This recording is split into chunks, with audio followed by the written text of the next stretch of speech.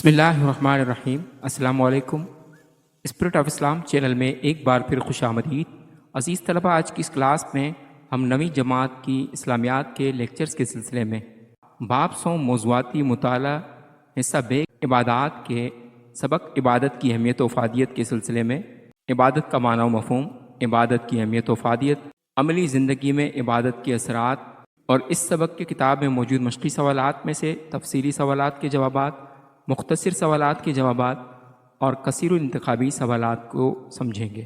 اس سے پہلے کہ سبق کا آغاز کریں، اگر آپ نے ہمارا channel spirit of Islam subscribe نہیں کیا تو چینل کو سبسکرائب کر لیجئے، ویڈیو کو شیئر کیجئے اور ساتھ لگے بیل آئیکن کو بھی دبا لیجئے تاکہ آپ کو آئندہ بھی اس طرح کی ویڈیوز کا نوٹیفیکیشن ملتا رہے۔ تو چلیے چلتے ہیں سبق کی طرف۔ سبق کا نام ہے عبادت کی اہمیت و افادیت، جس میں سب سے پہلے عبادت کے معنی و مفہوم کو بیان کیا گیا ہے۔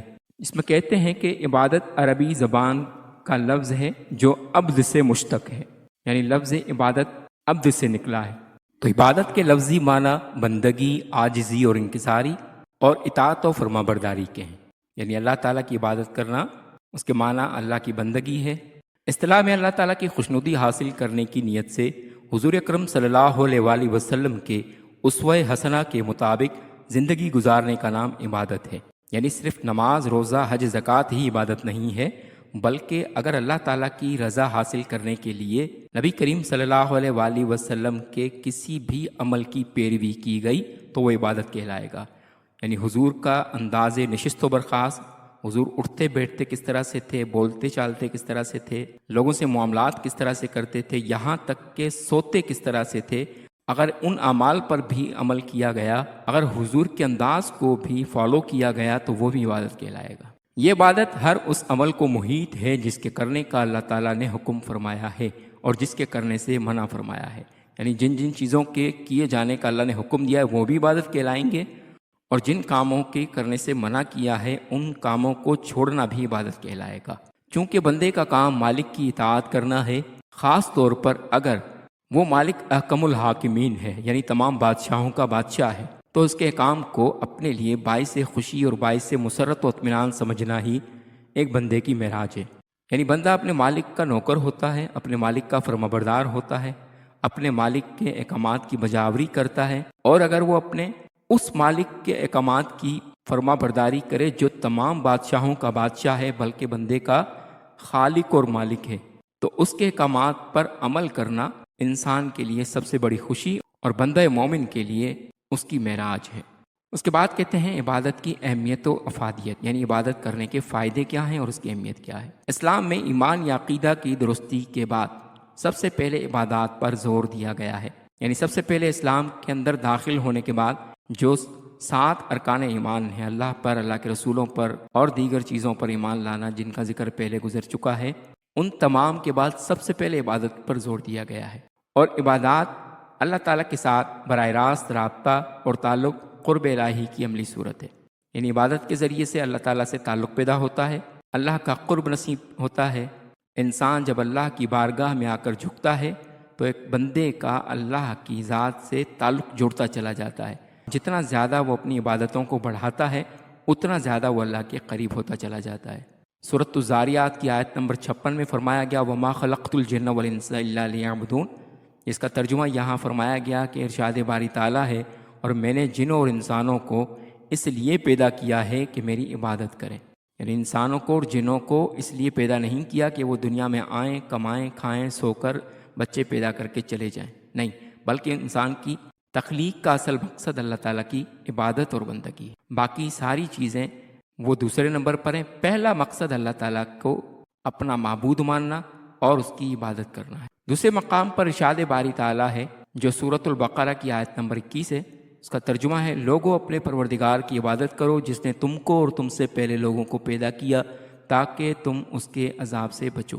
اس آیت میں عبادت کا مقصد تقویٰ ہے جو کہ دل کی پاکیزگی، روح کی صفائی اور عمل کے اخلاص کے بعد کی منزل ہے۔ یعنی یہاں جو اس آیت کریمہ میں اللہ رب العزت نے عبادت کا حکم دیا ہے کہ میری بندگی کرو، میری عبادت کرو، تو اس کا مقصد یہ نہیں کہ اللہ پاک ہماری عبادتوں کا محتاج ہے یا اسے خواہش ہے کہ ہم اس کو پوجیں، اس کی عبادت کریں، اس کے آگے جھکیں۔ اس نے یہ عبادت کرنے کا حکم صرف اس لیے دیا ہے تاکہ اس میں بھی ہمارا بھلا ہو جائے اور ہمارے مزاج میں، ہماری روح میں تقوی نصیب ہو ہمیں، کیونکہ جتنا زیادہ بندہ عبادت کرتا ہے انسان کی روح اتنی پاکیزہ ہوتی چلی جاتی ہے۔ اگر بندہ اللہ کی عبادت نہیں کرے گا تب بھی اس رب نے رب ہی رہنا ہے، اس کی عبادت کے لیے اس کے فرشتے بھی کم نہیں ہیں۔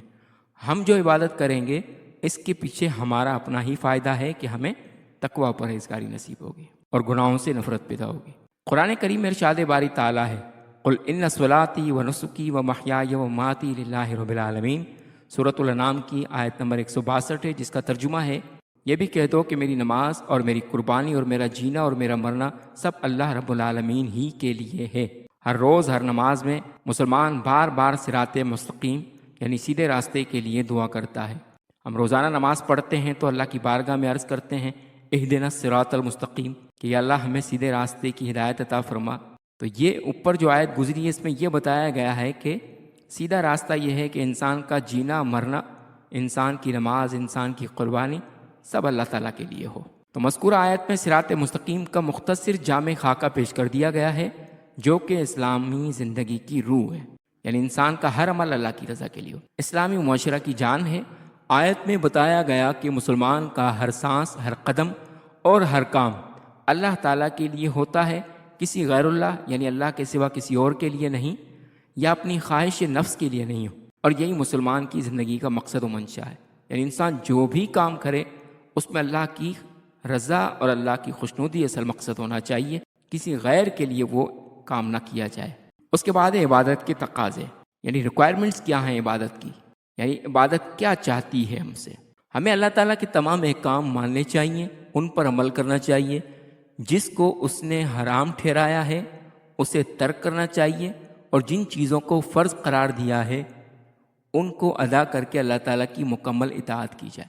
یعنی پہلا عبادت کا تقاضا یہ ہے کہ اللہ تعالیٰ نے جن چیزوں کے کرنے کا حکم دیا اس پر عمل کرنا شروع کر دیں، اور جن چیزوں سے بچنے کا کہا ان چیزوں کو چھوڑ دیں، تب جا کر اللہ تعالیٰ کی اطاعت مکمل ہوتی ہے۔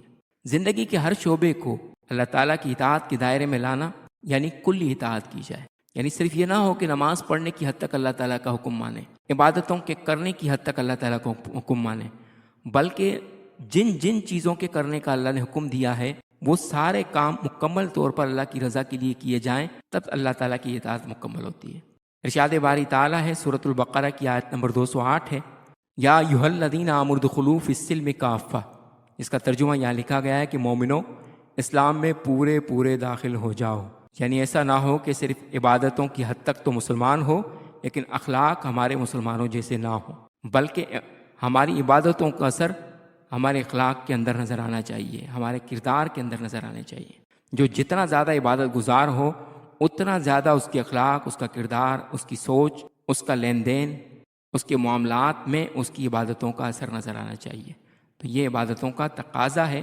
اگر یہ خوبیاں انسان کے اندر نہیں پیدا ہوتی تو عبادتوں کا اصل مقصد فوت ہو جاتا ہے۔ اس کے بعد ہے انسان کی عملی زندگی پر عبادت کے اثرات، یعنی جب بندہ عبادت کرتا ہے تو اس کی زندگی میں اس کا کیا اثر ہوتا ہے۔ اسلام کا نظام عبادت انسان میں دوسرے انسانوں کے لیے محبت و ہمدردی کے جذبات پیدا کرتا ہے، یعنی عبادتیں اس لیے رکھی ہیں کہ لوگوں کے احساسات ہمیں پیدا ہوں، لوگوں کا خیال کرنا ہمیں آ جائے، لوگوں کے لیے ہمدردی کا جذبہ ہمارے لیے ہو، لوگوں کے لیے محبت اور ہمدردی کا جذبہ ہمارے دلوں میں پیدا ہو۔ اس لیے ایک مسلم دوسرے لوگوں کے ساتھ محبت و الفت رکھتا ہے اور ان کے ساتھ ہمدردی کرتا ہے اور انہیں دکھ سکھ میں کام آتا ہے۔ یعنی صحیح معنی میں جو لوگ اللہ تعالیٰ کی عبادت کرتے ہیں آپ انہیں ہمیشہ لوگوں کے ساتھ ہمدردی کرتا ہوا دیکھیں گے، کیونکہ اصل کامل مومن وہی ہیں۔ صحابہ کرام کی اہل بیت کی مثال، اولیاء کرام کی مثال جب ہم لیتے ہیں تو ان کے اخلاق، ان کے کردار اتنے اعلیٰ ہوتے تھے کہ لگتا تھا کہ یہ مسلمان ہیں۔ ایسا نہیں ہوتا تھا کہ نمازیں پڑھنے کے بعد بھی ان کا اخلاق اچھا نہ ہو، ان کے معاملات اچھے نہ ہوں۔ تو اگر بندہ صحیح معنی میں عبادت کرتا ہے تو ان عبادتوں کا اثر اس کے اخلاق پر لازمی پڑتا ہے، اور ساتھ ساتھ اللہ تعالیٰ کی رضا اور اجتماعی مفاد کے لیے اپنے ذاتی مفاد کو قربان کرنے کا جذبہ بھی بیدار کرتی ہیں۔ یعنی جب بندہ عبادت کرتا ہے تو پھر اپنے مفاد کو نہیں دیکھتا بلکہ اپنے مسلمان بھائی کے مفاد کو دیکھتا ہے۔ اس کے بعد عبادات انسان کو سماج کے ساتھ مل جل کر رہنے کا سبق دیتی ہیں۔ وہ کس طرح سے؟ وہ اس طرح سے کہ انسان جب نماز پڑھتا ہے تو نماز اگر انسان اپنے گھر میں پڑھے، آفس میں پڑھے، دکان میں پڑھے، وہاں بھی اللہ ایک ہی ہے، وہاں بھی نماز ہو جاتی ہے، لیکن 5 بار مسجد میں آ کر نماز پڑھنے کا اس لیے حکم دیا گیا ہے تاکہ مسلمان اپنے مسلمان بھائیوں سے ملاقات کرے اور اس کے ساتھ اور مسلمانوں کے ساتھ مل جل کر رہنے کی اسے عادت ہو۔ اس لیے انسان دوسرے انسانوں کے ساتھ مل جل کر رہنا سیکھ جاتا ہے اور معاشرہ پسند بن جاتا ہے۔ 5 بار جب مسلمان مسجد میں جا کر نماز پڑھتا ہے تو اس کی لوگوں سے ملاقات ہوتی ہے اور لوگوں سے تعلقات مزید مستحکم ہوتے چلے جاتے ہیں اور لوگوں کے ساتھ مل جل کر رہنے کی اسے عادت ہو جاتی ہے۔ اس کے بعد عبادت کی پابندی سستی، کاہلی اور وقت کے ضائع کرنے جیسی بری خصلتوں کو ختم کر دیتی ہے۔ یعنی لازمی سی بات ہے کہ جب بندہ سخت سردی میں صبح نماز کے لیے اٹھتا ہے اور پابندی کے ساتھ نماز پڑھنے جاتا ہے تو اس میں خود بخود سستی ختم ہو جاتی ہے، اور اسی طرح سے جب وقت کی پابندی کے ساتھ نماز پڑھنے کا عادی ہو جاتا ہے تو انسان کو نماز کے ذریعے ٹائم مینجمنٹ کرنا آ جاتی ہے۔ ٹائم کے ضائع کرنے سے وہ بچ جاتا ہے، کیونکہ سب سے زیادہ پنکچولیٹی اور ریگولرٹی نماز ہمیں سکھاتی ہے کہ ایک ایک منٹ کی پابندی کے ساتھ انسان جب مسجد میں جا کر نماز پڑھتا ہے تو ہر کام اسے وقت پر کرنے کی عادت پیدا ہوتی چلی جاتی ہے۔ اس کے بعد نماز کی پابندی سے انسان کے اندر اوقات کی پابندی، جس طرح میں نے آپ کو بتایا، ظاہری و باطنی طہارت و پاکیزگی، یعنی جب بندہ نماز پڑھتا ہے تو لا محالہ اسے اپنے لباس کو، اپنے جسم کو پاک صاف رکھنا پڑتا ہے۔ قائد کی اطاعت، یعنی جب بندہ امام کے پیچھے نماز پڑھتا ہے تو اپنے قائد کی، اپنے لیڈر کی فرما برداری کرنا اسے آتی ہے، اور اجتماعیت کی صفات پیدا ہوتی ہیں، یعنی سب مسلمانوں کو جب ایک جگہ دیکھتا ہے اجتماعیت کی عادت اسے پیدا ہوتی ہے، سب کے ساتھ مل کر رہنا آتا ہے اور وہ برائیوں اور بے حیائی سے رک جاتا ہے۔ اسی وجہ سے قرآن مجید میں فرمایا گیا کہ الصلاۃ تنہا عن الفحشاء والمنکر، بے شک نماز بے حیائی اور برائی کے کاموں سے روکتی ہے۔ تو جب بندہ پابندی سے نماز پڑھتا ہے تو ہر طرح کی برائیوں سے بچتا چلا جاتا ہے۔ روزہ انسان میں تقویٰ پیدا کرتا ہے، یعنی خوف خدا آدمی کو نیکی اور برائی کی تمیز کراتا ہے۔ یعنی اگر آپ دوسری عبادات کو دیکھ لیں، نماز کو، حج کو، زکوٰۃ کو، تو اس میں ہو سکتا ہے دکھاوا پیدا ہو جائے، لیکن روزہ ایک ایسی عبادت ہے کہ بندہ جب تنہائی میں بھی ہوتا ہے تو وہاں بھی کچھ کھانے پینے سے اس لیے گریز کرتا ہے کہ اس کے دل میں یہ احساس پیدا ہوتا ہے کہ اللہ تعالیٰ مجھے دیکھ رہا ہے، لوگ دیکھیں یا نہ دیکھیں، اللہ کی ذات مجھے دیکھ رہی ہے۔ جب مسلسل بندہ پورا رمضان المبارک روزہ رکھتا ہے تو ہر وقت کا احساس اس کے دل میں پیدا ہوتا ہے کہ اللہ تعالیٰ مجھے ہر وقت دیکھ رہا ہے۔ اس طرح وہ برائیوں سے بچتا چلا جاتا ہے کہ اگر میں نے کوئی بھی برا عمل کیا تو اللہ کی ذات مجھے دیکھ رہی ہے۔ زکوٰۃ کے ذریعے انسان کے اندر سے مال کی محبت کم ہوتی ہے۔ یعنی نماز پڑھنا آسان ہے، روزہ رکھنا آسان ہے، لیکن اپنا پیسہ خرچ کرنا یہ بڑا مشکل عمل ہے۔ بندہ جب زکوٰۃ دینے کا پابند ہو جاتا ہے تو اس کے دل سے مال کی محبت ختم ہو جاتی ہے، اللہ کی محبت بڑھتی ہے، اور غربا اور مساکین کا احساس اس کے دل میں پیدا ہوتا ہے۔ وہ کسی کے کام آنے کو اہمیت دیتا ہے، اپنے پیسے کو کم اہمیت دیتا ہے، اور اپنے جیسے دیگر انسانوں کی مالی مدد کرنے میں خوشی محسوس کرتا ہے۔ اس کے بعد حج عالمی طور پر اجتماعیت کا درس دیتا ہے۔ وہ کس طرح سے؟ وہ اس طرح سے کہ جب بندہ نماز پڑھنے جاتا ہے تو اپنے شہر، اپنے علاقے یا اپنے محلے کے لوگوں سے ملتا ہے۔ حج ایک ایسی عبادت ہے کہ جس کے ذریعے سے پوری دنیا کے مسلمان ایک جگہ جمع ہوتے ہیں۔ مختلف ممالک، مختلف تہذیبوں، مختلف زبانوں سے تعلق رکھنے والے مسلمان ایک جگہ جب جمع ہوتے ہیں تو حج کے ذریعے اجتماعیت کا درس ملتا ہے۔ پوری دنیا کے مسلمان ایک نبی کا کلمہ پڑھنے والے ایک ہی لباس میں ایک جگہ جمع ہوتے ہیں تو اسلامی اجتماعیت کا پیغام ملتا ہے۔ لوگوں کے کام آنا، صلہ رحمی کرنا اور اپنے ماتحتوں کی کفالت کرنے والے اعمال سے آپس میں میل جول اور تعلقات بہتر ہوتے ہیں۔ یعنی جب پابندی کے ساتھ بندہ روزانہ 5 وقت نماز پڑھنے مسجد میں جاتا ہے تو لازمی سی بات ہے کہ لوگوں سے میل جول کی وجہ سے اس کے لوگوں سے معاملات اچھے ہوتے چلے جاتے ہیں اور لوگوں کا احساس پیدا ہوتا ہے۔ عبادت کے یہ تمام ثمرات مومن کو اس کی نیت اور اخلاص کی بنیاد پر حاصل ہوں گے۔ یعنی اگر نیت اللہ کی رضا کے لیے ہوگی تو یہ سارے فائدے ہوں گے، لیکن اگر نیت لوگوں کی تعریف پسندی، لوگوں کے سامنے اپنے آپ کو متقی اور پرہیزگار ظاہر کرنا اگر نیت ہوگی، لوگوں میں اپنے آپ کو سخی ظاہر کرنے کی نیت ہوگی، تو پھر یہ فائدے انسان کو نصیب نہیں ہو سکتے۔ یہ سارے فوائد و ثمرات تبھی نصیب ہوں گے جب انسان کا ہر عمل اللہ تعالیٰ کی رضا کے لیے ہو۔ چنانچہ عبادت پہ نیت کی درستگی اور اخلاص اس کے قبولیت کی کلید ہے، یعنی کنجی ہے۔ پھر ہر نیکی مومن کے لیے عبادت کا درجہ رکھتی ہے، صرف نماز، روزہ، حج، زکوٰۃ نہیں، جس طرح میں نے آپ کو پہلے بتایا، بلکہ اگر راستے سے پتھر بھی اگر اس نیت سے ہٹایا کہ کسی مسلمان کو ٹھوکر نہ لگ جائے تو وہ راستے کا پتھر ہٹانا بھی اس کے لیے عبادت کا درجہ بن جاتا ہے، اور اس پر قائم رہنے کے لیے بھی تاکید کی گئی ہے۔ یہ نہیں کہا گیا کہ بس چند دن نماز پڑھو اور چند دن نہ پڑھو، نہیں، بلکہ پابندی کے ساتھ پڑھو، کیونکہ جب بندہ کسی چیز کی مسلسل مشق کرتا ہے، پابندی کے ساتھ اس پر کاربند رہتا ہے، تب جا کر اس کو فائدہ ہوتا ہے۔ ارشاد باری تعالیٰ ہے ترجمہ، تو اس کی عبادت کرو اور اس کی عبادت پر ثابت قدم رہو۔ یعنی بندے نے کبھی نماز پڑھی اور کبھی نہ پڑھی، کبھی روزہ رکھا کبھی نہ رکھا، تو پھر اس کے صحیح معنی میں فوائد اسے نصیب نہیں ہوں گے۔ یہ سورہ مریم کی آیت نمبر 65۔ اسی طرح سے یہی وہ عبادات ہیں جو انسان کی اصلاح کے ساتھ ساتھ معاشرے میں بھلائیوں اور نیکیوں کی ترویج کا ذریعہ بنتی ہیں اور مومن کے لیے دنیاوی اور اخروی سعادتوں کا سبب بنتی ہیں۔ تو یہ پورا چیپٹر ہمیں یہ بتاتا ہے کہ عبادت کی اہمیت کیا ہے اور عبادت کے فائدے کیا ہیں۔ عزیز طلبہ، اس کے بعد چلتے ہیں اس سبق کے کتاب میں موجود مشقی سوالات کی طرف، جس میں پہلے تفصیلی سوالات کے جوابات ہیں۔ مندرجہ ذیل سوالات کے تفصیلی جوابات تحریر کریں۔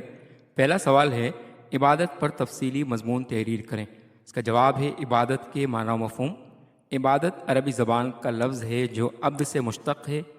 عبادت کے لفظی معنی بندگی، عاجزی و انکساری اور اطاعت و فرما برداری کے ہیں۔ اصطلاح میں اللہ تعالیٰ کی خوشنودی حاصل کرنے کی نیت سے حضور اکرم صلی اللہ علیہ وآلہ وسلم کے اسوہ حسنہ کے مطابق زندگی گزارنے کا نام عبادت ہے۔ یہ عبادت ہر اس عمل پر محیط ہے جس کے کرنے کا اللہ تعالیٰ نے حکم فرمایا ہے اور جس کے کرنے سے منع فرمایا ہے۔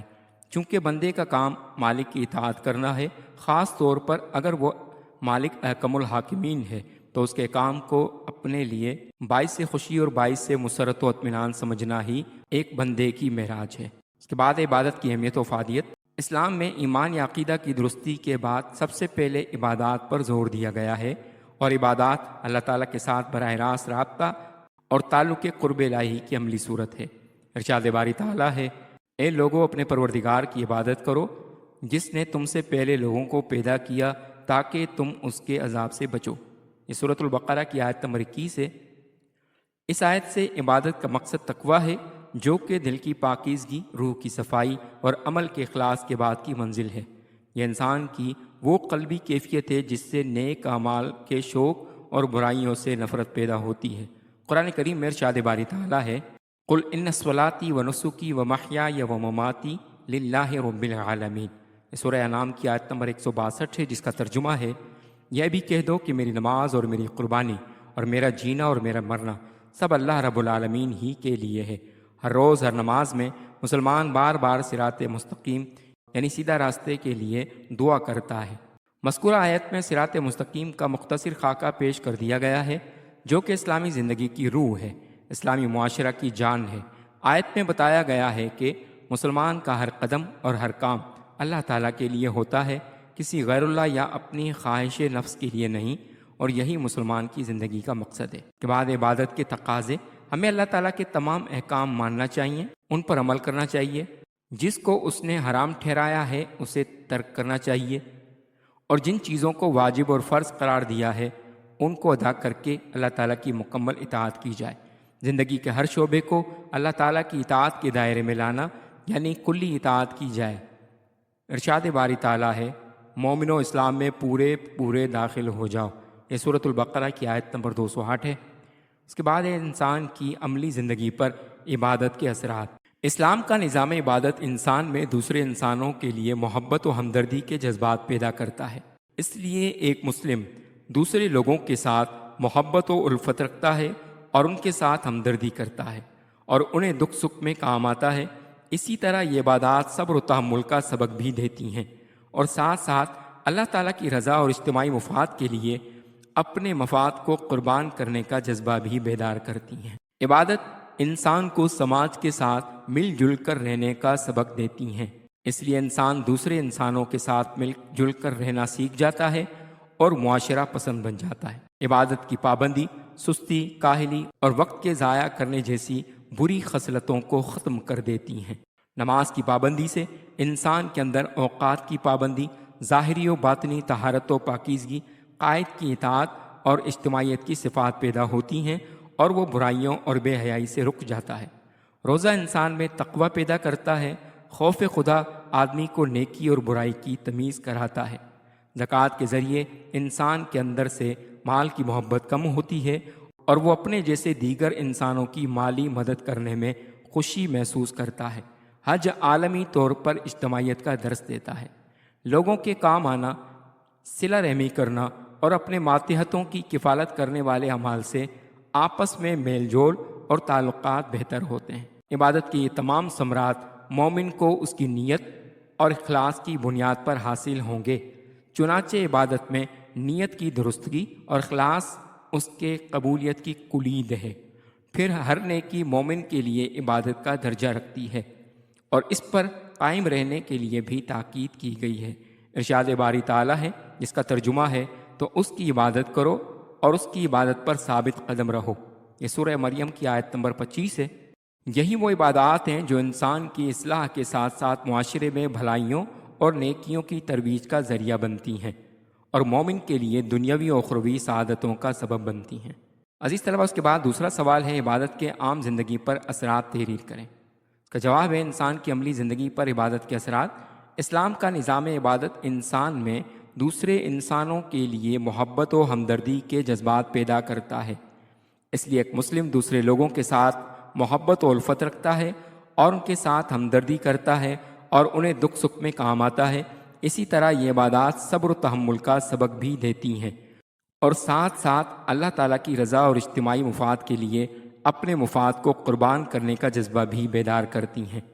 عبادت انسان کو سماج کے ساتھ مل جل کر رہنے کا سبق دیتی ہیں، اس لیے انسان دوسرے انسانوں کے ساتھ مل جل کر رہنا سیکھ جاتا ہے اور معاشرہ پسند بن جاتا ہے۔ عبادت کی پابندی سستی، کاہلی اور وقت کے ضائع کرنے جیسی بری خصلتوں کو ختم کر دیتی ہیں۔ روزہ انسان میں تقوی پیدا کرتا ہے۔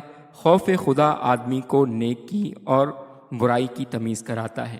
زکوٰۃ کے ذریعے انسان کے اندر سے مال کی محبت کم ہوتی ہے اور وہ اپنے جیسے دیگر انسانوں کی مالی مدد کرنے میں خوشی محسوس کرتا ہے۔ حج عالمی طور پر اجتماعات کا درس دیتا ہے۔ لوگوں کے کام آنا، صلہ رحمی کرنا اور اپنے ماتحتوں کی کفالت کرنے والے اعمال سے آپس میں میل جول اور تعلقات بہتر ہوتے ہیں۔ عبادت کے یہ تمام ثمرات مومن کو اس کی نیت اور اخلاص کی بنیاد پر حاصل ہوں گے۔ چنانچہ عبادت میں نیت کی درستگی اور اخلاص اس کے قبولیت کی کلید ہے۔ پھر ہر نیکی مومن کے لیے عبادت کا درجہ رکھتی ہے اور اس پر قائم رہنے کے لیے بھی تاکید کی گئی ہے۔ ارشاد باری تعالیٰ ہے جس کا ترجمہ ہے تو اسی کی عبادت کرو اور اس کی عبادت پر ثابت قدم رہو۔ یہ سورہ مریم کی آیت نمبر 25 ہے۔ یہی وہ عبادات ہیں جو انسان کی اصلاح کے ساتھ ساتھ معاشرے میں بھلائیوں اور نیکیوں کی ترویج کا ذریعہ بنتی ہیں اور مومن کے لیے دنیاوی و اخروی سعادتوں کا سبب بنتی ہیں۔ اس کے بعد تیسرا سوال ہے عبادت کی اہمیت و افادیت تحریر کریں۔ اس کا جواب ہے عبادت کی اہمیت و افادیت۔ اسلام میں ایمان یا عقیدہ کی درستی کے بعد سب سے پہلے عبادات پر زور دیا گیا ہے اور عبادات اللہ تعالیٰ کے ساتھ براہ راست رابطہ اور تعلق قرب الہی کی عملی صورت ہے۔ ارشاد باری تعالیٰ ہے اے لوگو اپنے پروردگار کی عبادت کرو جس نے تم سے پہلے لوگوں کو پیدا کیا تاکہ تم اس کے عذاب سے بچو۔ یہ سورۃ البقرہ کی آیت نمبر 21 ہے۔ اس آیت سے عبادت کا مقصد تقوی ہے جو کہ دل کی پاکیزگی، روح کی صفائی اور عمل کے اخلاص کے بعد کی منزل ہے۔ یہ انسان کی وہ قلبی کیفیت ہے جس سے نیک اعمال کے شوق اور برائیوں سے نفرت پیدا ہوتی ہے۔ قرآن کریم میں ارشاد باری تعالیٰ ہے قل ان صلاتی و نسکی و محیای و مماتی للہ رب العالمین۔ یہ سورہ انعام کی آیت نمبر 122 ہے۔ اس کا ترجمہ ہے یہ بھی کہہ دو کہ میری نماز اور میری قربانی اور میرا جینا اور میرا مرنا سب اللہ رب العالمین ہی کے لیے ہے۔ ہر روز ہر نماز میں مسلمان بار بار صراط مستقیم، سیدھا راستہ کے لیے دعا کرتا ہے۔ مذکورہ آیت میں صراط مستقیم کا مختصر خاکہ پیش کر دیا گیا ہے جو کہ اسلامی زندگی کی روح ہے، اسلامی معاشرہ کی جان ہے۔ آیت میں بتایا گیا ہے کہ مسلمان کا ہر قدم اور ہر کام اللہ تعالیٰ کے لیے ہوتا ہے، کسی غیر اللہ یا اپنی خواہش نفس کے لیے نہیں، اور یہی مسلمان کی زندگی کا مقصد ہے۔ عزیز طلبہ، اس کے بعد چلتے ہیں سبق کے مختصر سوالات کی طرف۔ مندرجہ ذیل سوالات کے مختصر جوابات تحریر کریں۔ پہلا سوال عبادت کے لغوی اور شرعی معنی کیا ہے؟ اس کا جواب ہے عبادت عربی زبان کا لفظ ہے جو عبد سے مشتق ہے۔ عبادت کے لفظی معنی بندگی، عاجزی و انکساری اور اطاعت و فرما برداری کے ہیں۔